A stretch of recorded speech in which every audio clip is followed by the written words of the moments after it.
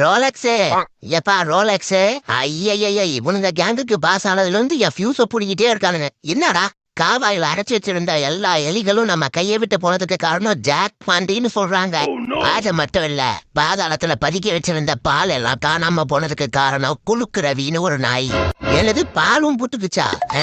இது தெரியாம தான் மேல தூங்கிட்டு இருந்தியா? சுத்தம். இப்போ என்னன்னு சொல்லி கூப்பிட்ட? ரோலக்ஸ்னு கூப்பிட்ட. சார் இனிமேல் sir. Yes sir, okay sir, just sir. சிங்கம் வேட்டையாடும் போது காடே செழிப்பா இருக்குமா, அப்ப அது பசியா இருக்கும்போது சிங்கம் செத்துருமா பாஸ்? உங்க ஆயா செத்துரும். 27 நாள் ஆச்சுடா இந்த இடத்த பிடிக்க. ஸ்கிராட்ச்ல இருந்து ஆரம்பிக்கிறேன். நாளைக்கு டே 1 அந்த 2 நாய்களை புடிச்சு கொண்டு வரவனுக்கு லைஃப் டைம் செட்டில்மெண்ட்ரா. இருந்த பாலும் போச்சு, எலியும் போச்சு. அடுத்த வேலை சோத்துக்கு இவனே பிச்சு எடுக்க போறான். இதுல நமக்கு லைஃப் டைம் செட்டில்மெண்ட் தரானாமா.